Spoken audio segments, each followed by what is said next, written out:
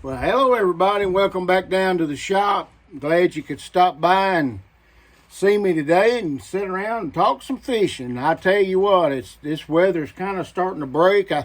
Looks like a hurricane or something starting to come in down around Louisiana, so we'll be praying for all those folks down there.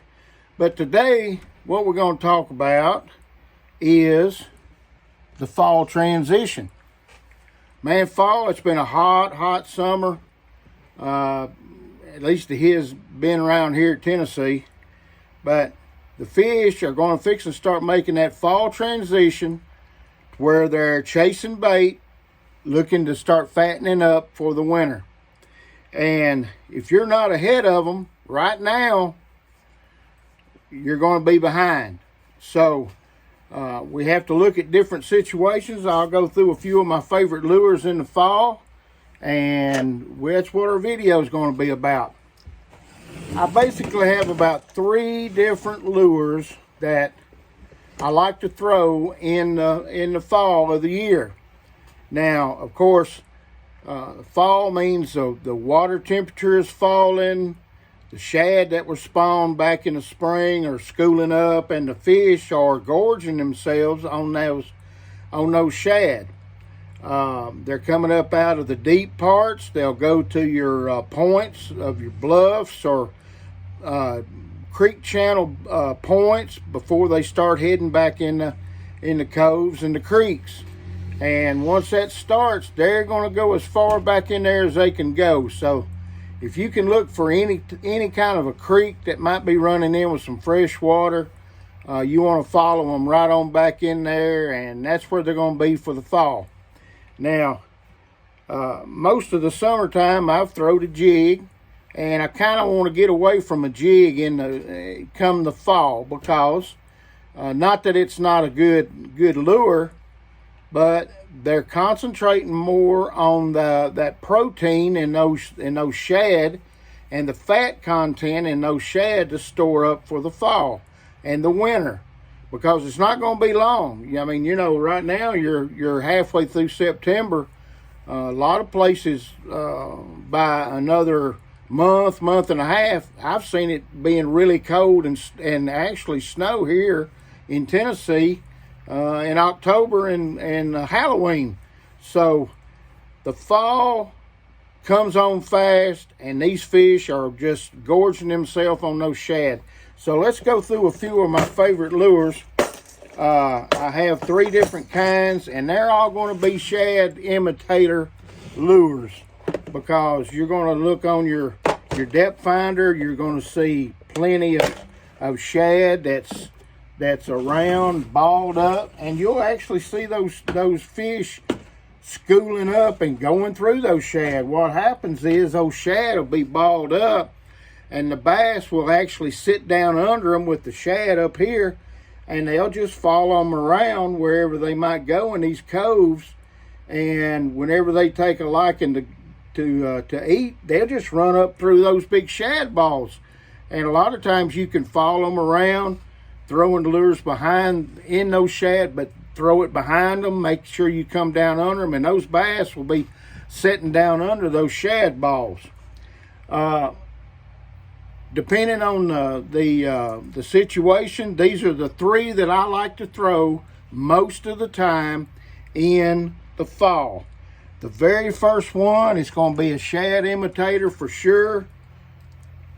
Rattle trap.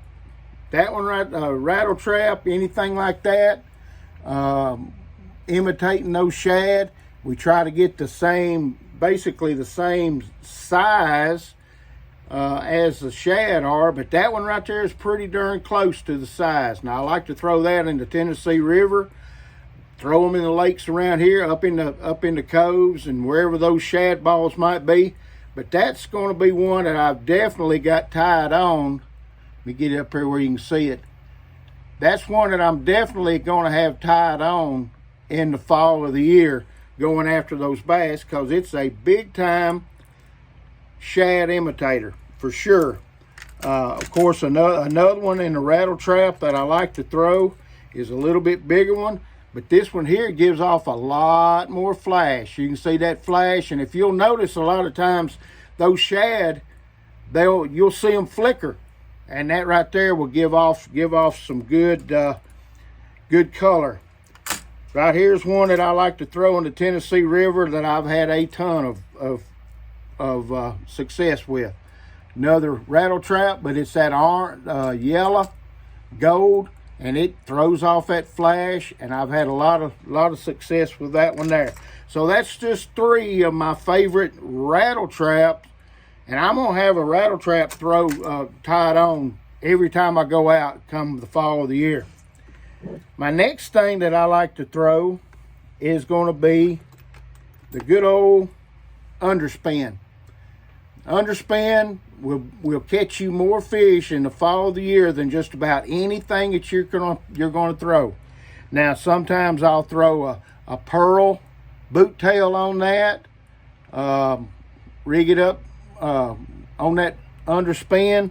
Sometimes I'll throw say like just a straight tailed a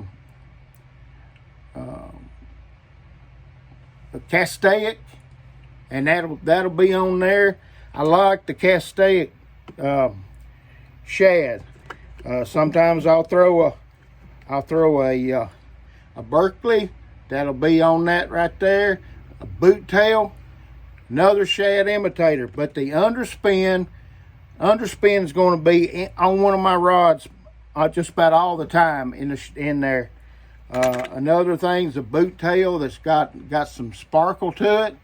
Just like I said, they'll give off a flash every now and then, and you want to imitate that. Another one just like that. Again, getting back into that gold color with the shad boot tail. That's a good one too, but I always try to make sure it's on an underspin because that imitates a shad school that they'll go after, okay? My third favorite one that I like to throw is the good old jerkbait. I like a jerkbait in there because, again, I can throw it right where it's going to be, right where those shad balls are going to be.